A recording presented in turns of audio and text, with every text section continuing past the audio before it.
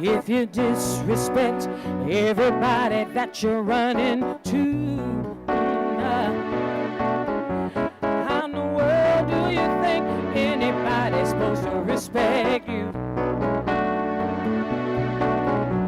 If you don't give a heck about the man with the Bible in his hand, just get out the way and let the gentleman do his thing.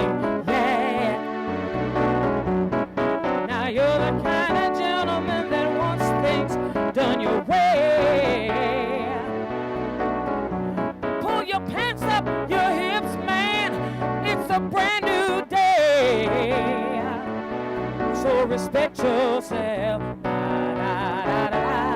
Respect yourself. Respect yourself. Respect yourself. But if you don't respect yourself, ain't nobody gonna give a good hoot. Respect yourself. Hey, yeah. Oh, respect yourself. Everybody, respect yourself. Oh, yeah. Hey, respect yourself. Oh, nah, nah. Well, now, da da da da da da da da da da da da da da da. Everybody, take your seats as the celebration has begun.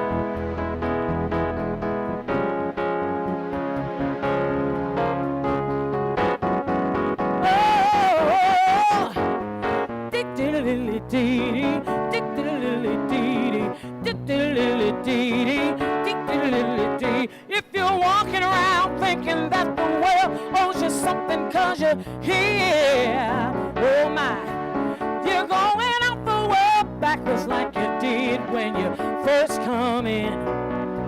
Hey, you keep talking about the president solve all air pollution. Hey, put your hand over your mouth when you cough, that'll help the solution.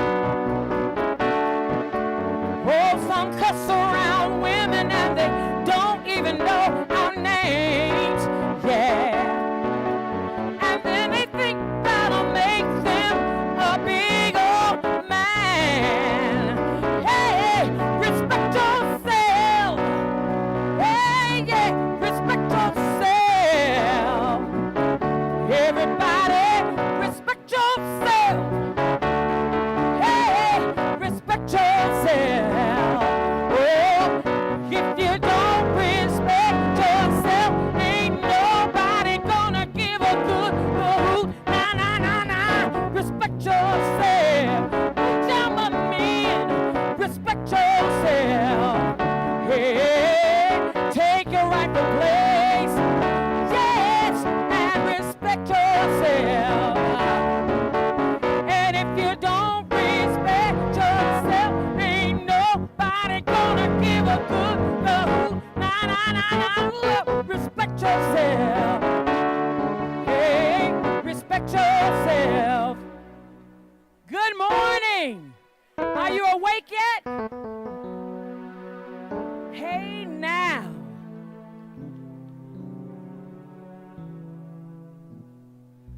We need to begin our program. We're asking to please quiet down and take your seats. And we will proceed forward with our program.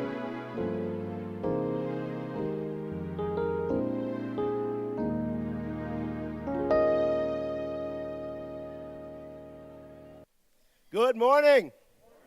Oh, that's lame. Come on. This is Ujamaa. This is the breakfast. This is our chance to gather and break bread together. Good morning. There we go. I want to thank you all for being here. And I want to thank Javita for the wonderful sounds that graced us. Let's give her a round of applause.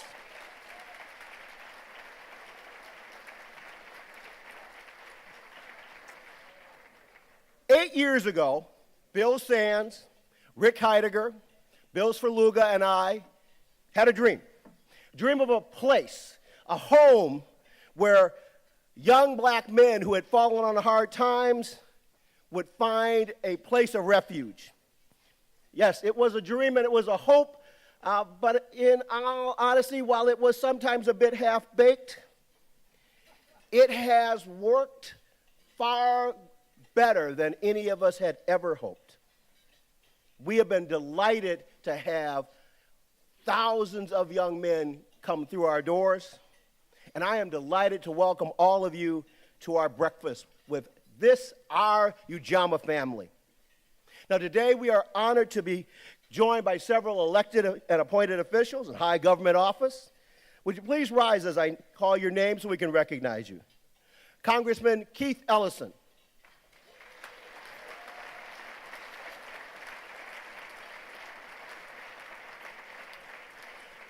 Congressman Tim Walz.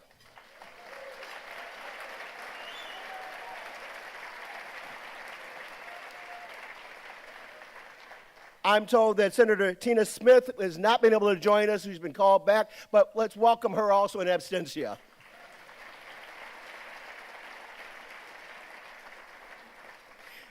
Minnesota Supreme Court Justice Margaret Schutich.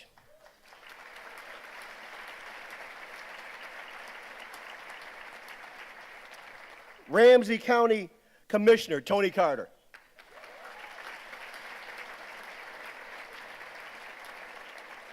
We're also joined by Ramsey County Sheriff Jack Sarir.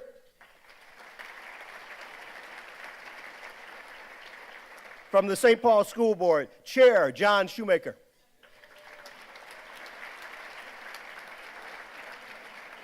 From the St. Paul City Council, Rebecca Naker.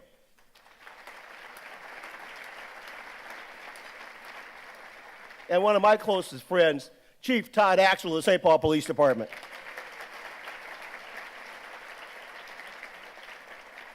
It is my particular honor to introduce the mayor of the saintly city. Many of us believe that it was at one of our award ceremonies that we saw the birth of this young phenom's career as a politician. He electrified the Ujamaa man and our community with his passion and his vision. Please join me in giving a big Ujamaa welcome to the Honorable Mayor of St. Paul, Melvin Carter. Thank you very much. I appreciate that.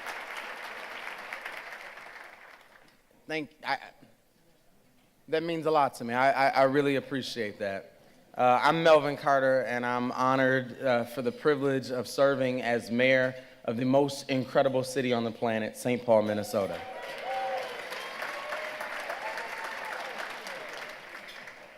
Before I continue, I do have to give honor to my predecessor in this office. I saw him walking in, former Mayor Chris Coleman, and Connie Coleman is here as well. They're there.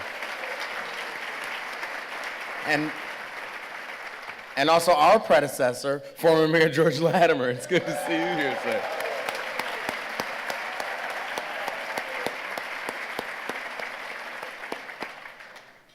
Listen, I'm excited to be mayor of St. Paul. And I'm excited, although I'm not as energetic as Chief Harrington this early in the morning. I'm excited for the prospects for our city. See, we're figuring something new out in St. Paul. You know, we're figuring out some things, and I first figured it out one day when we were talking about the river. You know, St. Paul has more river frontage on the Mississippi River than any city in America. That's why we're a city in the first place. And we've realized that all we do, instead of saying, how do we maximize the cultural, economic, and social asset that creates for our city, we build bridges to get over it. We treat it like a problem to get over. You know, in some ways, our diversity is the same way. You know, I grew up in St. Paul, but the St. Paul I grew up in didn't look the same as the St. Paul of today. Our population is bigger and far more diverse. And too often we find ourselves in St. Paul saying things like, you know what, we're going to be the type of place where all of our children and families can succeed despite our diversity, despite our multilingualism, despite all of these things that are what give St. Paul the biggest competitive edge for the future. The operative phrase for our administration is because. We can be a city where all of our children succeed because we're so diverse, because we're so multilingual.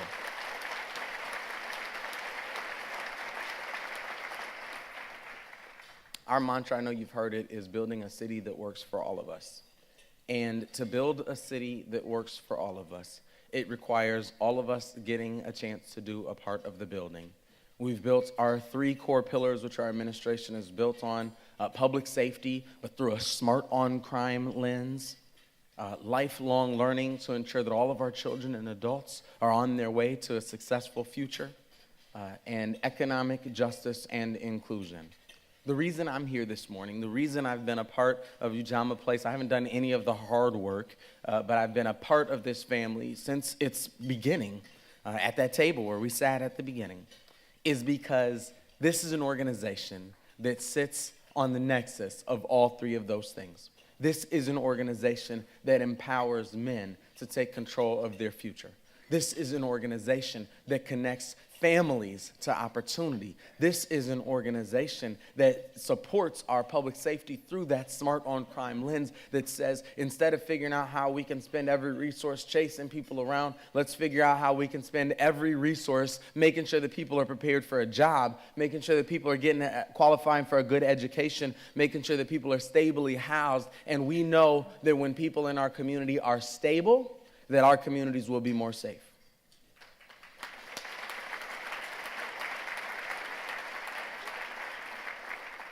When I was on the city council, a constituent of mine looked at me and said, you know what, I just returned to our community from incarceration.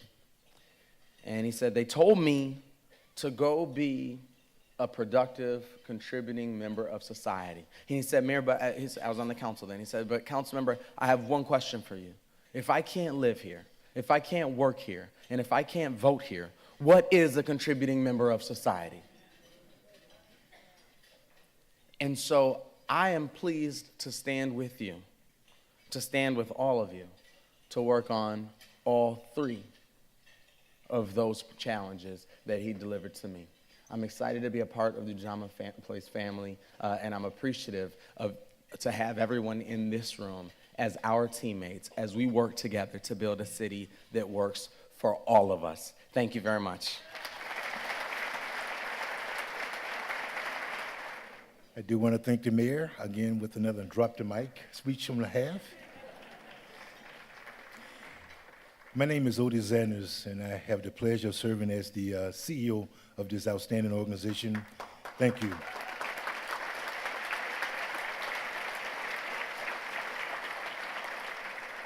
It's been very humbling for 7 years to work with a group of courageous young men that come through our doors admitting that they need assistance to continue their life to prosperity. And on behalf of all of the staff that work every day, the rescuers, I just want to thank you for coming out this morning, for us to bring a little bit of our Ujamaa on the go. Today, we would like to present to you some of our men that's taking great strides in their transformational story, and for you to witness for yourself what your investment has done for us. So it's just absolute pleasure being here with you this morning to bring our theory of transformation to life. We've had an outstanding year. 2018 has been an outstanding year for the organization, not only its growth, stability, but reaching new heights with our men and their development. And we was deeply honored this summer when our friends at Wilder chose to present our theory of transformation at a national conference in Philly this summer, the Sociological Conference. And our research analyst, Ms. Nicole, she's here, right? There she go. Thank you, Nicole.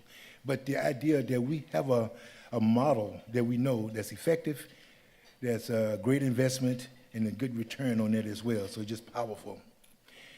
I'd be remiss if I didn't talk about you in this room that donated funds to help me and others to chaperone a group of our young men to Ghana, Africa.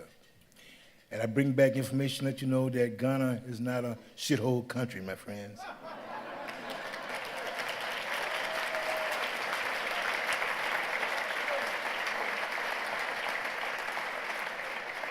During that time there, sitting in time with the people in one of the central regions, the king gave me the name of, my name is King Otai Kabana. I kind of like that. King Otai Kabana.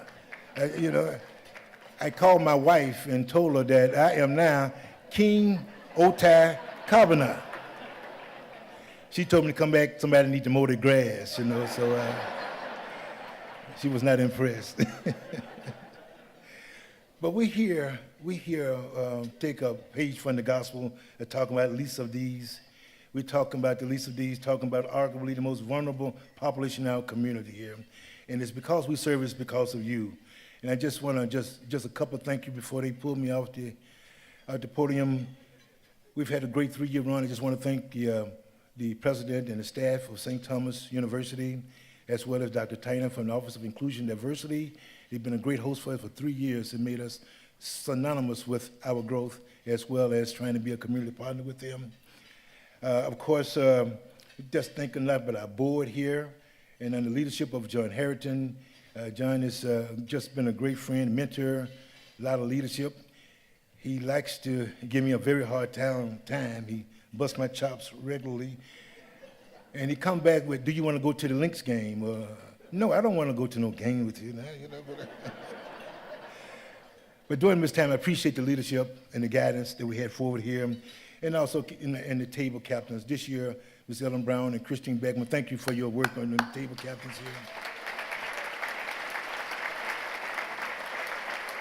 Because of their hard work that you're here today, so we do not take that for granted here. And all of the table hosts as well, we understand that you're collecting friends that you've been here before, there's new time arrivals, and we're just so appreciative of you being here.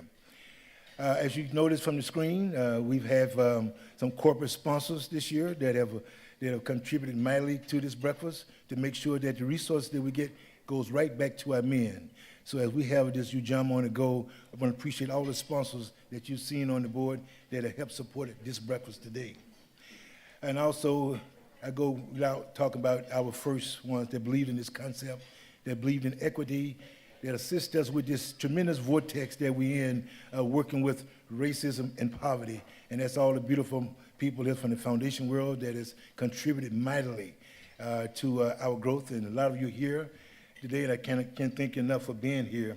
As well as the state agency that John mentioned, we just love our relationship with elected officials, with the law enforcement community. It gives strength and motivation to our men.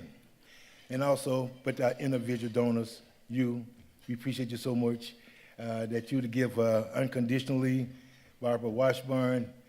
We have people looking at Sharella Moore. I look around the room, and all of you that come out throughout the year to support us, we really appreciate that. So in closing, I would just say that to our board, 8 years ago, had the audacity to dream that all men, all people should have access to an education, a job, home, and the ability to take care of their children, to serve this community and avoid the criminal justice system. Thank you for that.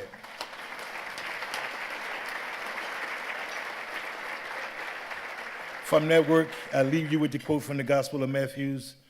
Truly I tell you, whatever you did for one of the least of these, brothers and sisters of mine, you did for me. With that, I'd like to introduce you to our keynote speaker, definitely no stranger to the Twin Cities. I can honestly say that since my arrival at Ujamaa, we've been trying to get Mr. Dr. William Bell at our breakfast.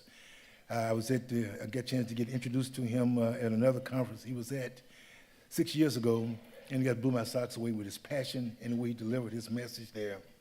So in his own way, I let him talk about his great work that he does with the Casey Family Foundation. But I'd just like to leave you with this note that speaks volume about his legacy. And we are both Mississippi Delta boys. In 2017, Dr. Bell was recognized by the Mississippi Senate, House of Representatives, and Governor with a Senate concurrent resolution for his life of services to the nation's children and families. Ladies and gentlemen, Mr. William C. Bell. I want to begin by thanking the board and Otis and the team at Ujamaa for inviting me to spend this morning with you, and just acknowledge that I've reached that point in life where I have to take my glasses off to see, and that even when I take them off, I still can't see. But I want to thank you for the important work that you're doing with finding a way to give men a next chance. And I say a next chance because sometimes we become comfortable with the notion that you can get a second chance. But if most of you in this room are like me, it took a little bit more than 2 chances for us to get to this place that we are, and we're still in a place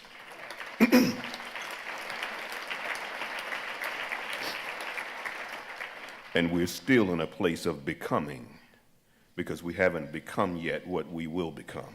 And that is the way that I see men and women and children who have not yet arrived at that place that has been set for them. And as I was preparing for this morning, I was reminded that the namesake for the community of St. Paul wrote in his letter to the Romans about changing lives. And the Apostle Paul wrote, "And be not conformed to this world, but be ye transformed by the renewing of your mind, that you may prove what is that good and acceptable and perfect will of God." And so as I start this conversation this morning, I am reminded that for incarcerated men and women and just people who have fallen on hard times, who haven't achieved all of the glory that their lives still holds, for them, they face almost every barrier that is possible to disrupt them and to disrupt their pathway. And when I talk about incarcerated people, I'm not just talking about those who have been held inside of walls and behind bars, but I'm also talking about people who have been incarcerated by the life-stealing of hopelessness. Because being found in a place of hopelessness can have you more bound up than any set of walls or set of bars can ever make you. And until we restore hope in people's lives, we have not yet set them free. And so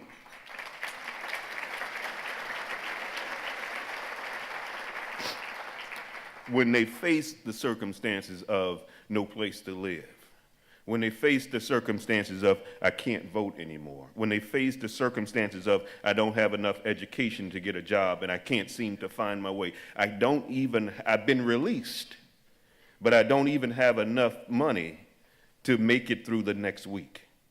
When you're faced with that and you're faced with you have a record and therefore I can't hire you. If it wasn't for organizations like Ujamaa Place and if it wasn't for people like you, failure would be all but inevitable for each one of the men whose lives you've touched. And so I start this morning just simply by saying thank you. Not only for the lives that you have touched and the ones that you're touching now, but I'm saying thank you because I know that you're in this room because you believe that we can touch more lives as we go forward. The statistics would tell us that 95% of all of the people who get incarcerated will ultimately return to our communities. But those same statistics tell us that, but within the first year of returning, 50% of them will actually be rearrested. Those same statistics tell us that in the first 66% of those people in the first 3 years will be rearrested. And those same statistics suggest to us that about 75% of those folks within the first 5 years would also be rearrested. And those statistics would suggest that there's something wrong with what we're doing. And that we can't keep doing the same thing, hoping that we're going to get it better the next time. It's time to do something different.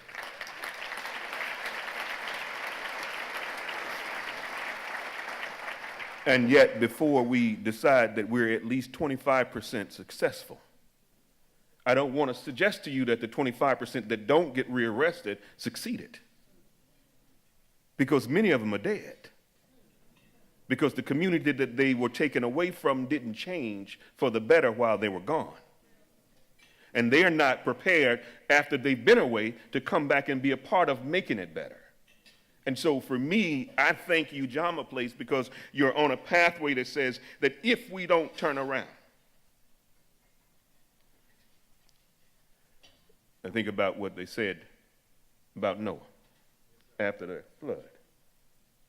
If something doesn't happen to the hearts of men, the same thing is going to happen again. And it's time for us to make a decision. Now, I took my watch off because I was told that you don't have all morning. Get to where you're going and sit down. And so I'm going to try to be brief this morning.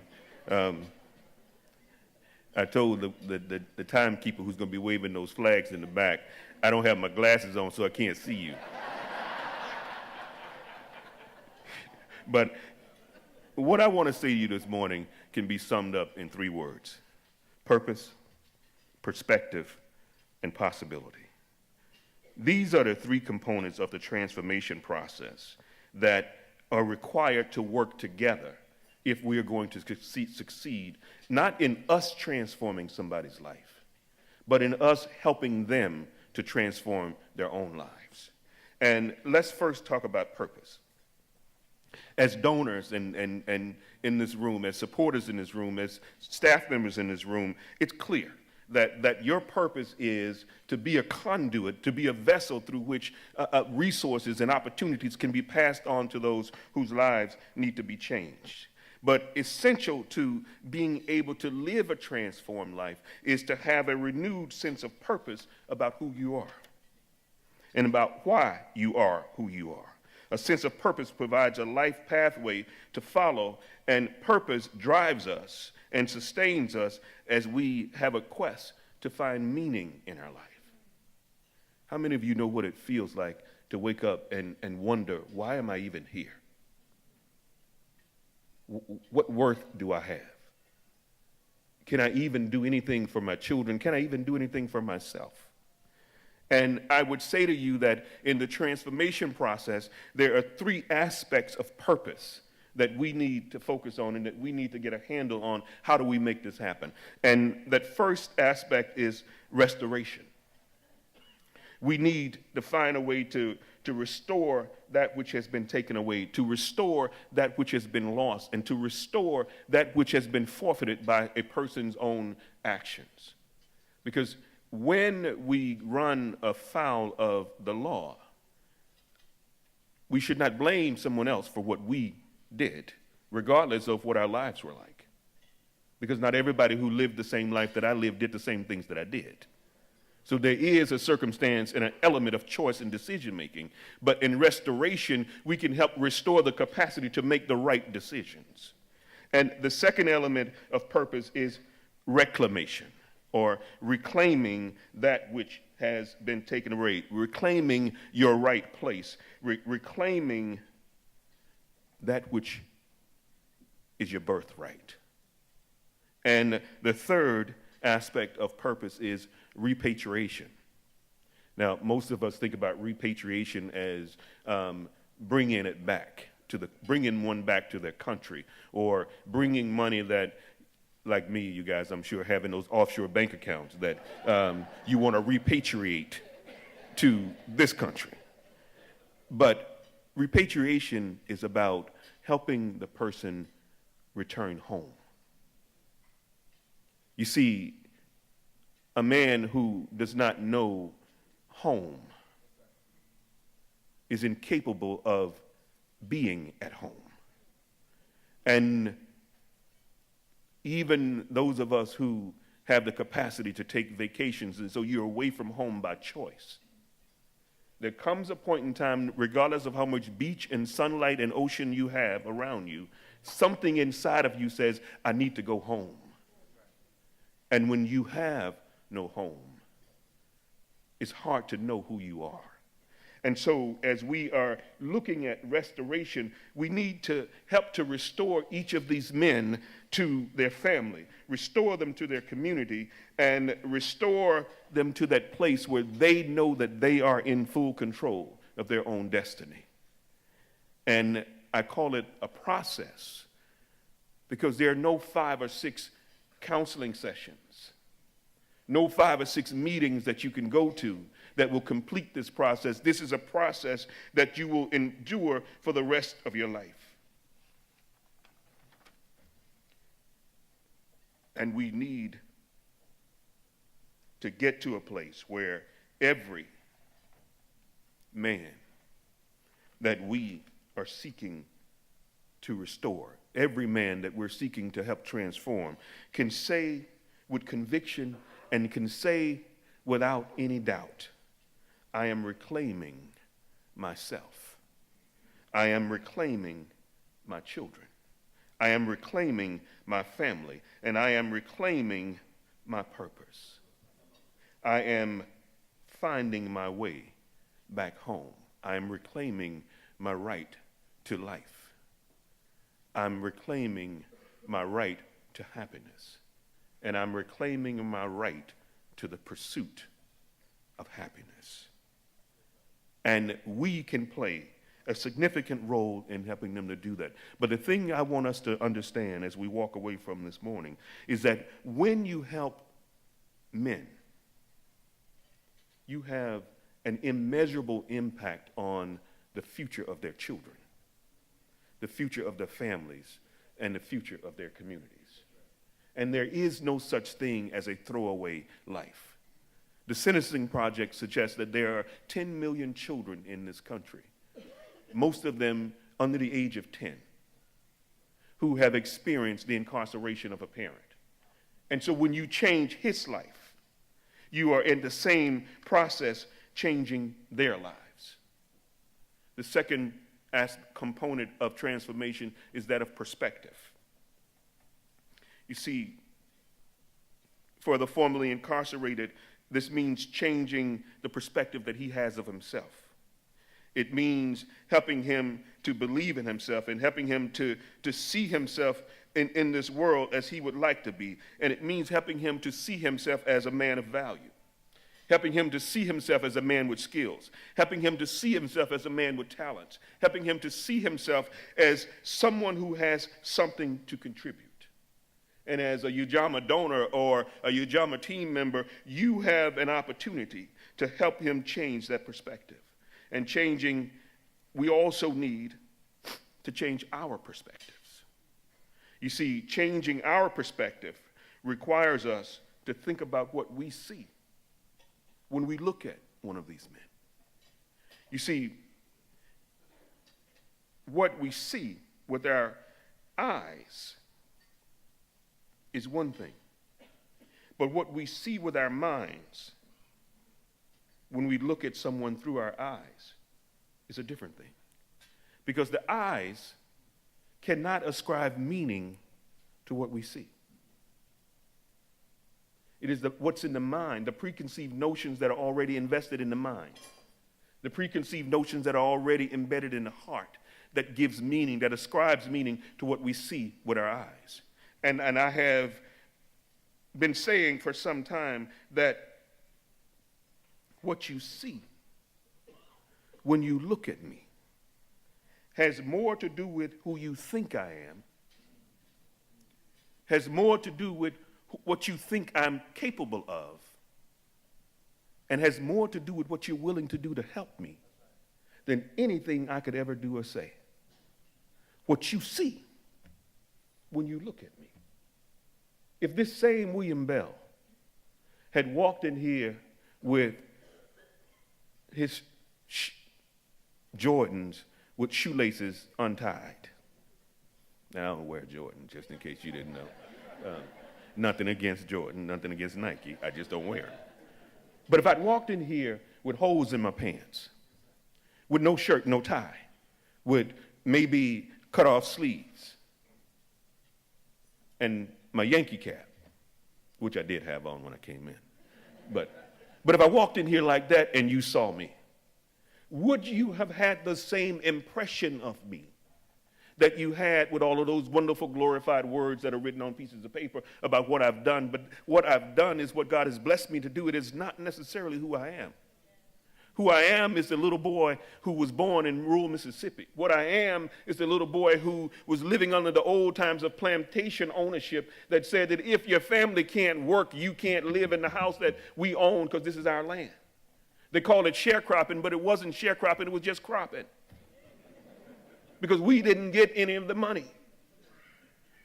And what I am is a little boy who was made homeless under that institution before I was 1 year old because all of my older siblings had moved away. And the folks told my mama that she had to take her 5 children, me being the baby, and get off their land and get out of their house. What you see when you look at me requires us to change our perspective. But in order for the men that we're working with to create a space where they can change their perspective is that the man himself needs to be able to remove those images of himself that he has been fed about himself and taught to believe about himself all of his life. And for us to be helpful in that process, we need to be able to remove from ourselves those images that say to us, he can only be this much. He can only achieve that much. We need to understand that the next chance that we are offering here to these men is no less than the next chance that we would offer to one of our children. Because if something is not good enough for our own children, then it is not good enough for anybody else's child. And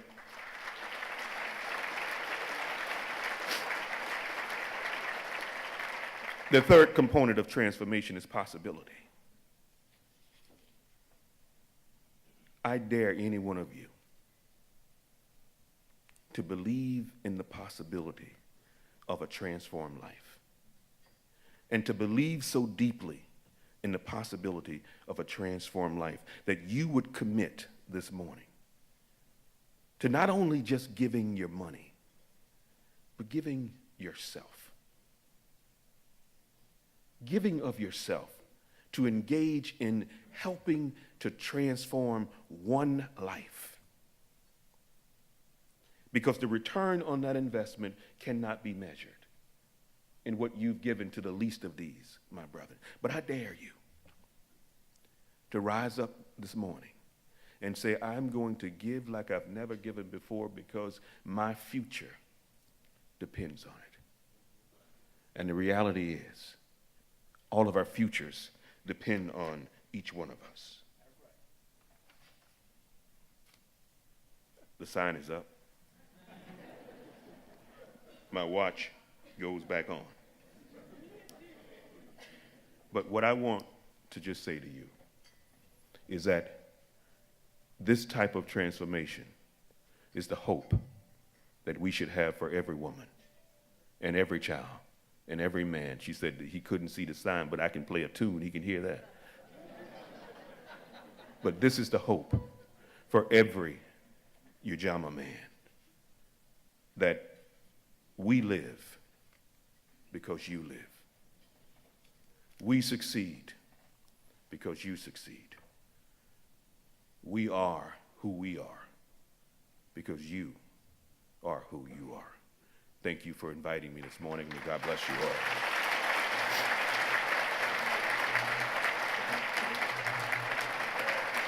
Thank you.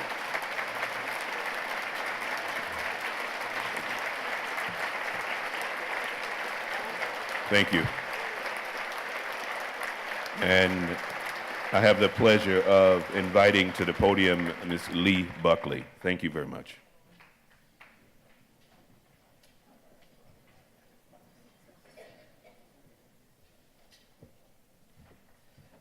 Good morning. We are so inspired by your words, Dr. Bell. Let's give him another hand.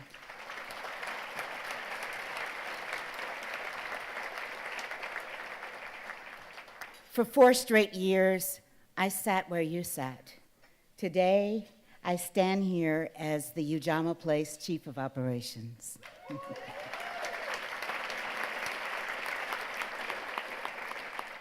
I would like to extend, though, a recognition to a couple of our elders. Dr. Josie Johnson is our elder that we refer to, and she's also in charge of our BB Club, our Grandma's Club. Happy birthday, Dr. Johnson. And I'd also like to acknowledge Dr. Mahmoud El-Khati, our other community elder.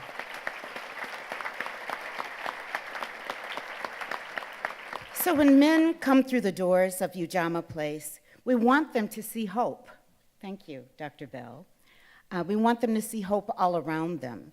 The significance of integrating culture in our programming based on our theory of transformation logic model is paramount to restoring, maintaining, and celebrating the success that is built on our mission to never allow the men to lose hope during their transformation journey. We use terms in our methodology such as meeting the men where they are. But how do we do that? A Ujamaa man is often so beat down by life when he walks through the door. It's not easy work. We take on the transformation of each man with love, with culture, and a lot of experiential learning. Initially, they may not know what they're about to experience when they walk through our doors, but we give them lots of love because we listen to them, and they tell us what they need. We hear from the men that they have never experienced true love from a family. Ujamaa Place is that loving family. The men tell us that they have never eaten a meal at a table with a family and prayed together.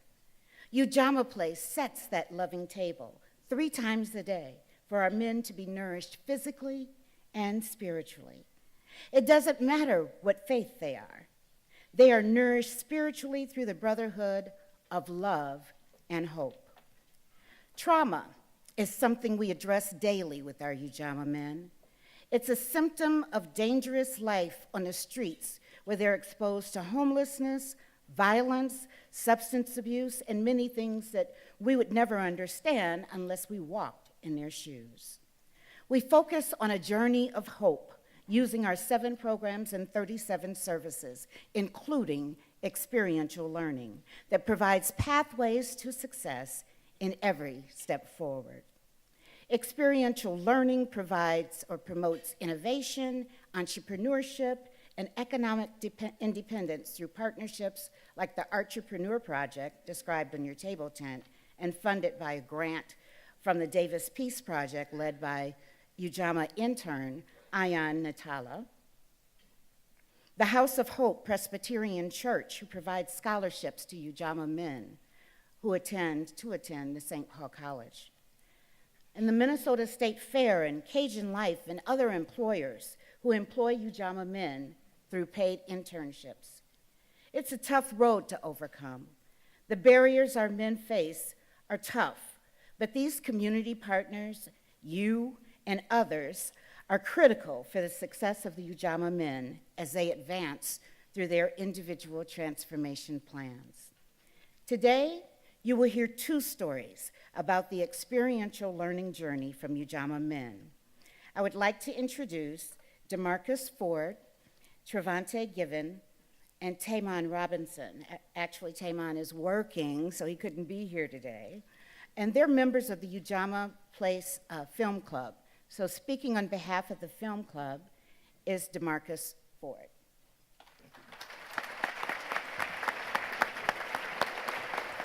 I'm nervous, I'm sorry. Well, my transformation to Ujamaa started in 2001. I'm kind of shaking up. But it was kind of hard for me.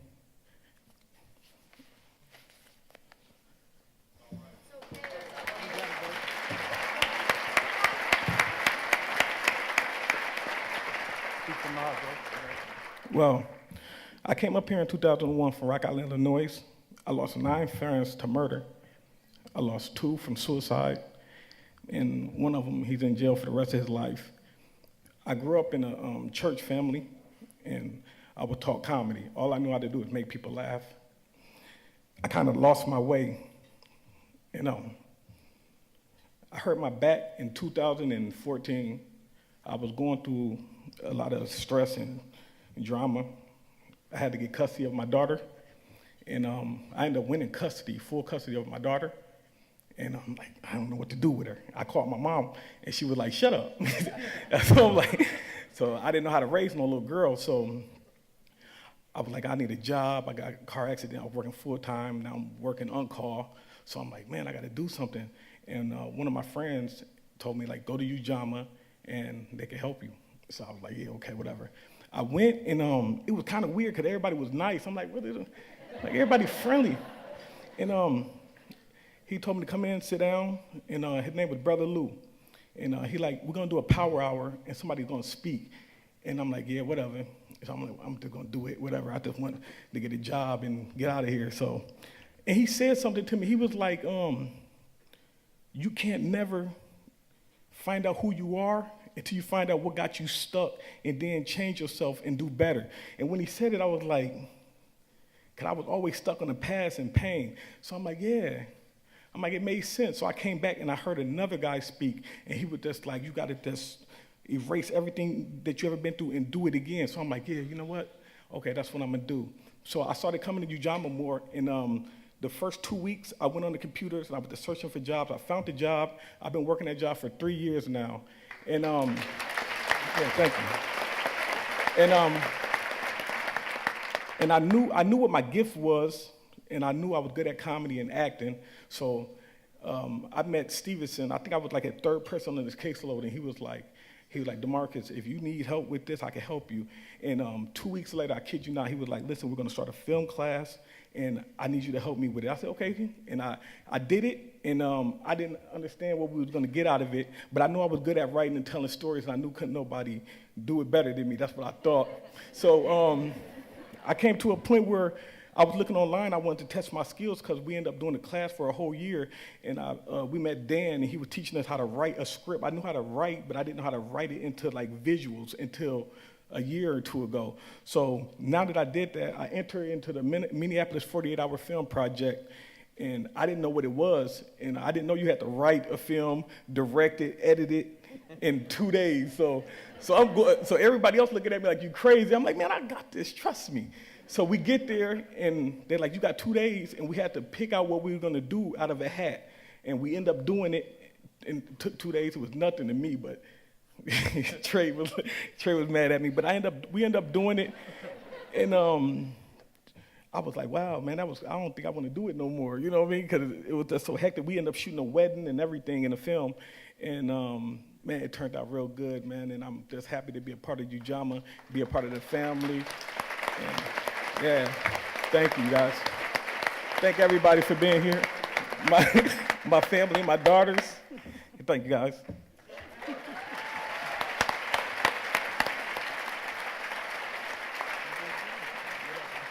DeMarcus was really humble when he talked about the 48-hour film project. You can see the 6-minute film or 7-minute film on our website. And through this competition of very seasoned directors and producers, Ujamaa Place Film Club won first place in Best Movie Poster, first place in Best Movie Trailer, and first place in Best Movie Score.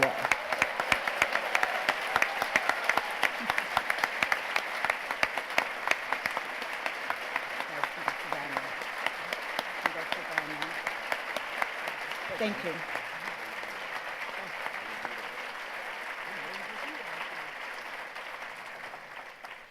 Our second story of experiential learning comes from Ujamaa men who traveled to the continent of Africa on July 27th. Clarence Cross Brazelton had never traveled by plane before. Bernard Johnson's dream was to travel internationally. Both men wrote competitive compositions and completed many, many hours of community service to earn their seats on the plane.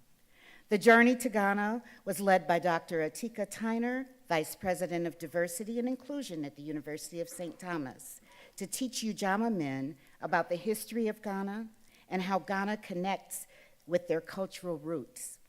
This is another example of transformation of Ujamaa men through experiential learning. I'd like to invite Dr. Tyner to the table, to the podium. And she will be followed by Clarence Cross Brazelton and Bernard Johnson.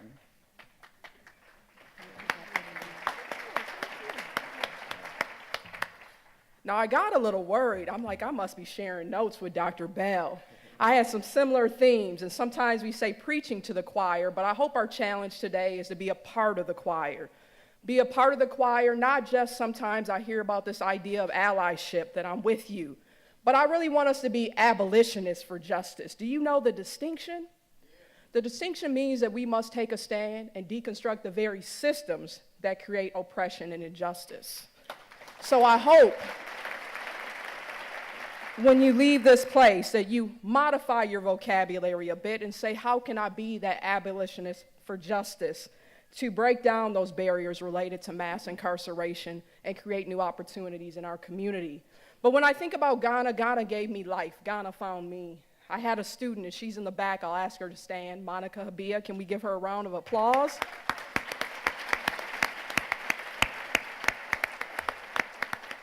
We call her Auntie Ghana. But she kept saying, oh, we have to go to Ghana one day. And I'm like, can we make it through this course first? And can you finish your papers first? But fast forward to 5 years later, she made it a part of my life. And Ghana gave me two things that I was able to share with not Ujamaa men, with my brothers, with Bernard as my brother and brother Clarence as well, to share with them two key gifts. The first one is related to heritage. And I want to draw upon the words of the late Kwame Nkrumah, who was the first prime minister and first president of Ghana, who said, I'm not African because I was born in Africa. And this resonated with me because I was born in Rondo, so I said, this is true. But because Africa was born in me. So when I think about heritage, when we had the opportunity to travel to the slave castles in Cape Coast and Elmina, it gave us an opportunity to look squarely at the horror of slavery. But at the same time, it gave us the optimism and hope to know that we were amongst our people. Nana Boydu, he was the most entertaining on this piece. He gave us all our cultural heritage by each region in Ghana and said this powerful word that I hope that we can take home with us, Akwaba. Because as you leave the slave castles, and especially for Cape Coast, you can leave distraught. But at Cape Coast, they have a sign that says Akwaba, meaning welcome home, welcome back to your humanity. And not just we get lost in black and white. But as I told my president here at the University of St. Thomas, my hope is to take every student. They're looking at me like all 10,000, yes. Every member of our alumni, 110,000, yes. Every faculty and staff member, another 3,000, yes. Because if we can understand this piece, if we can understand the oppression and the design of a slave castle to break the spirit, to create injustice, and that level of evil, I hope we can do the inverse, to create a moral good. So when I think about heritage, it's going to reclaim that Africa is a gift. And by the way, friends, Africa is not one country. There's 54, so can we get an understanding? I've had a little trouble with telling the story as well. So that goes to the sense of what Dr. Bell talked about, reclaiming purpose, reclaiming the pursuit of happiness, because I saw these two dancing, having a good time. We had great joy in Ghana.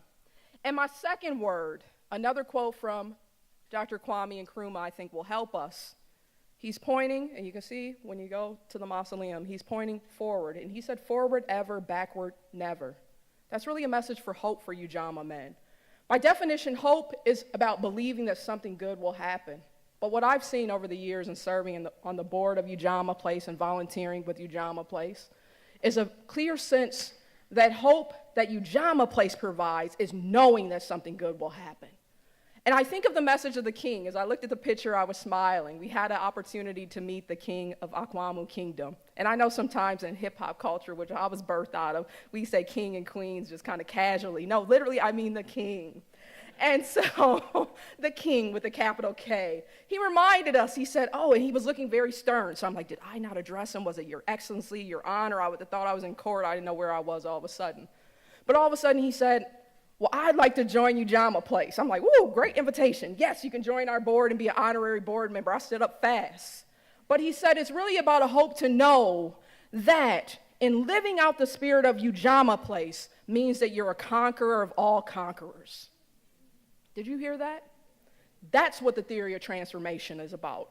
That our men become conquerors of all conquerors. You throw a challenge at them, they rise to the occasion. You say they can't do it, that courage rises up again, and they get up that seventh time and let's do this. So I don't know about you. I can't think of a better place to be. I can't think of, and I'm on many platforms, I can't think of two greater men to be on a platform with, to know that they have a story of hope, that they've beat the odds, defied the odds, tore them down for the next generation of conquerors of all conquerors. So I applaud my brothers, Brother Clarence and Brother Bernard. Thank you.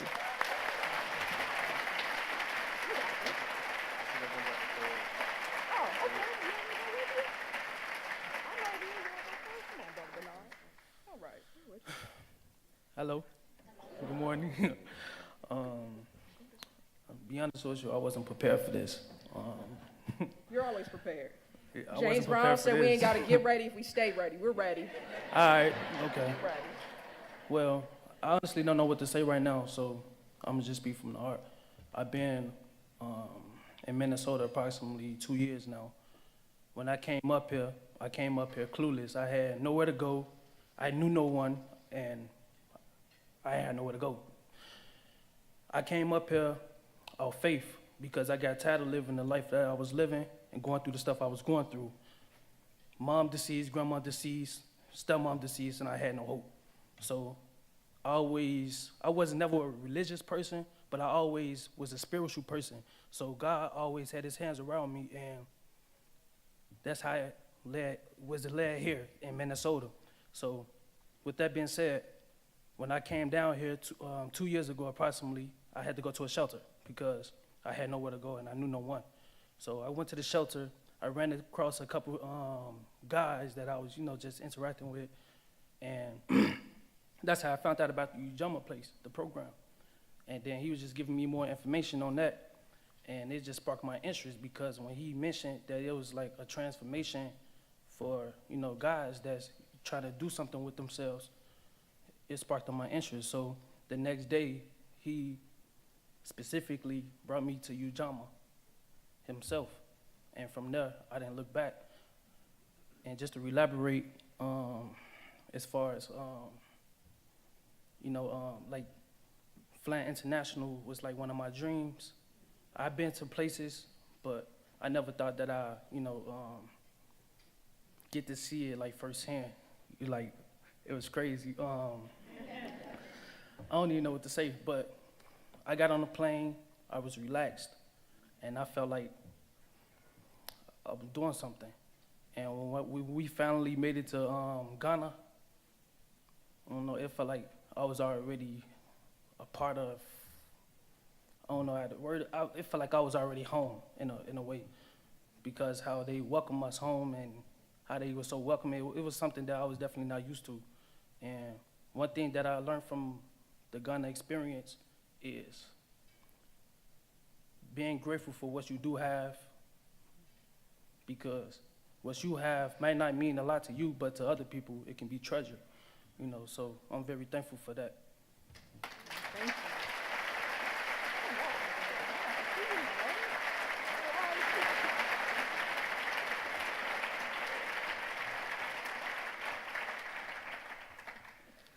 Hello, everyone. I don't know if you guys can hear that or not, but my heart just dropped to my stomach. But I'd like to share that I've been with Ujamaa for about 1.5 years now. We're going on 2 years. And my trip to Africa was very influential, very what's the word? I don't know, just inspiring. And the feelings and emotions that I shared with my brothers and sisters that went on this trip with me was a memory I can never forget. I'm very entirely grateful. And we got there, when we first got there, it was nighttime, and the welcoming we got was so amazing. It was I'm expecting it to be real hot and stuff. Like most people would think it's gonna be crazy hot, but it was beautiful weather, and the people were so welcoming, and the hospitality that they shared with us was amazing. And the food, I can't even express how much I love the food there. Overall, it was just amazing. so grateful that I shared the experience with Ujamaa and the love that Ujamaa has given me and everyone. I'm so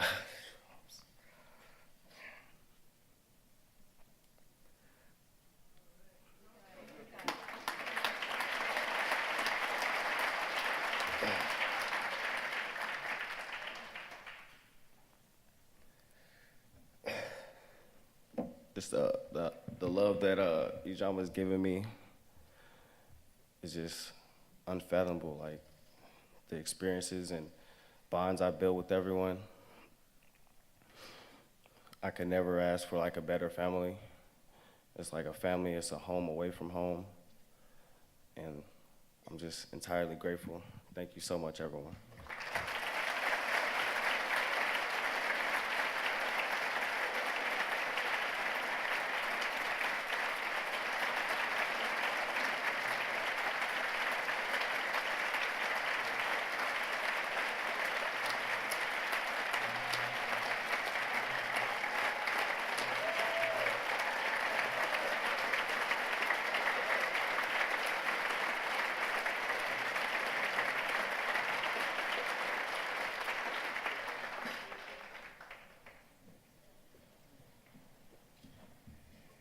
We do try to do this in 60 minutes, but it's a story to Ujamaa story, so thank you for your patience. Back in 2013, the St. Paul Foundation nominated Ujamaa as a nonprofit to know. And that package came with a videographer to tell the Ujamaa story in video. And ever since then, we have welcomed Ujamaa into the heart of Jeff Akins, who's come in and done an outstanding job. So very quickly, we'd like to show you just a little feature that Jeff has prepared for the 2018 breakfast. Thank you. We believe in the transformation of individuals and the transformation of systems. Ujamaa Place works at both levels, understanding that as a society, we cannot continue to incarcerate our way out of a systemic and extreme poverty, which leads to violence as Black men try to stay alive. Today, the United States has the largest number of human beings behind bars, at more than 2.4 million. Although Black men make up only 6% of the U.S. population, they now account for nearly half of all prisoners.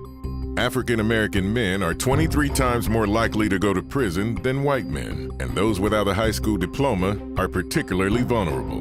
1 in 3 young Black men in Ramsey County can expect to spend time in prison. Structural racism intensifies for people of color at every stage of the criminal justice system. These communities experience an over-policing that white communities, whether poor or not, never encounter. Young Black men are shot dead by police at 21 times the rate of young white men. 1 in 4 young Black men recalled unfair treatment by police within the past 30 days.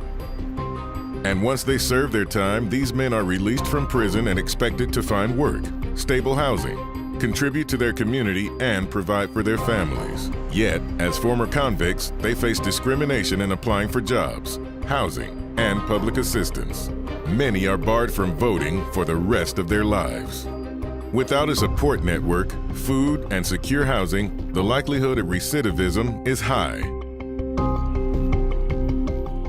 To end the cycle of men going back into our criminal justice system, it must be disrupted. Ujamaa Place has been disrupting this system since 2009. At that time, community leaders came together to look at the barriers young African American men faced in their journey to becoming stable, productive members of the community. What was really standing in the way of them becoming active fathers, breadwinners, and engaged citizens? The barriers included significant inequities in our education system, housing market, and labor market, as well as generational poverty and structural racism. These challenges often led men down dark paths. Gang culture, criminal activity, homelessness, and drug use further marginalized the African American males in our society.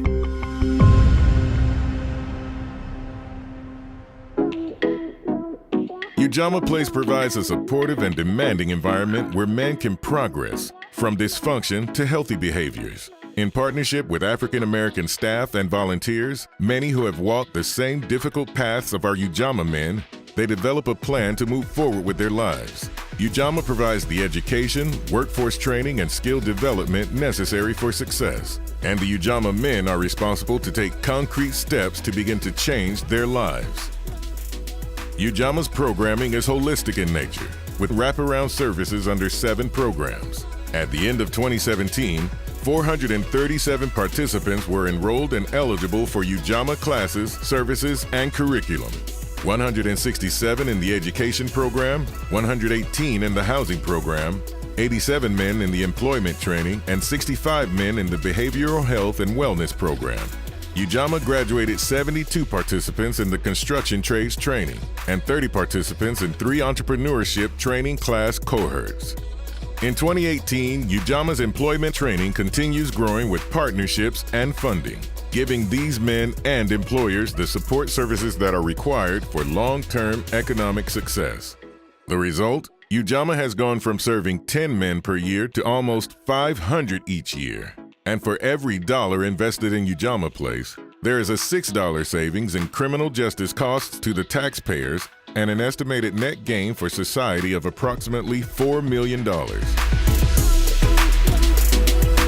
The success achieved by Ujamaa men isn't just for them or for us. It eliminates cycles of negative behavior that would otherwise be passed on to the next generation. A Ujamaa man becomes a positive role model who values education and understands the need to nurture a child. That's an outcome we can all celebrate. We're showing Minnesota there is power in our theory of transformation. We are transforming our support systems, and we are transforming lives. We cannot do it alone, and together we all benefit.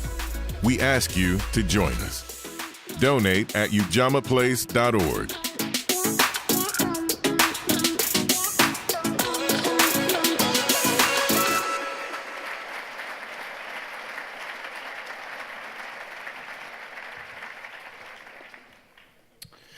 Thank you all for being here. My name is David Van Dyke. I am the former pastor of the House of Hope Presbyterian Church here in St. Paul, a congregation that, thank you, helped make a lead gift to get Ujamaa going. I have an important job to do, but before I do that, I just want to acknowledge a couple of special friends and guests who are with us today, and I'd like to invite them to stand. Keith Ellison is here, and Tony Carter is here. They arrived a little late, but thank you for being here. You can probably tell in their program that when they invite the preacher to come forward, it's time for the shakedown. And I'm so thrilled that I have the easiest job in the world this morning, which is to ask for money on behalf of this outstanding organization that not only has transformed thousands of lives of those who have come through the doors, but has transformed my life as well. As you have heard, each year hundreds upon hundreds of young black men are released from the criminal justice system. They face homelessness, unemployment. They're lacking in employment, skills, and educational opportunities. We have great diversity in this state and in the Twin Cities, but we also cannot ignore the fact that we have alarming disparities as well. Those have been well documented. Employment, income, home ownership, educational opportunities. It's a hard truth, but the deck is stacked against Ujamaa men. Ujamaa is playing a significant role in reshuffling that deck. We have an ambitious goal today to raise $300,000. The good news is that we have, through special gifts, $25,000 from the Fry Foundation, $25,000 from the Catherine B. Anderson Fund at the St. Paul Foundation, and a very special $25,000 gift from Dr. Bell's Casey Family Program, as well as gifts from our corporate sponsors who are listed. We begin this effort to raise $300,000 with $100,000 already committed toward our goal this morning. we are asking you to dig deep and to help us raise the rest of that. This is, as I said, an ambitious goal, but it is no more ambitious than are the Ujamaa men, worthy and deserving of our commitment and our support, to come alongside them and help them in this effort to transform their lives. I know how these events work, and so do you. You knew you were invited to breakfast, you were going to hear a pitch, and you were going to be asked to write out a check, and that's all true. And so I'd like to ask the table captains to begin distributing the envelopes now. But I also know that these events work in that you came through the door with an amount already in your mind of how much you were going to write that check out for. And I would like to challenge you to double that amount. I know you can do it. Many can do it. Many can do more than double it. As I said, this is an ambitious goal, but it is a worthy goal. And you've heard the case, you've met the men. I hope you'll seek some of the men out too before you leave this breakfast and engage them in conversation and learn their stories. I'm so thrilled and proud to be a part of this organization, and I'm equally proud to be able to stand here and ask not for myself, but ask for the men who you have met and who are so deserving of our support. Rarely, I would submit to you, rarely do you have an opportunity to make a gift that will directly transform and change and save lives. Again, I'd ask the table captains to do that and ask you to please fill out your pledge cards and return them to your captains. Again, I would like to thank you all for coming. Thank you for being here, for being a part of this wonderful organization. And again, I'd like to turn it over to Javetta Steele and Vocal Essence to sing us as our close. So again, thank you all for coming.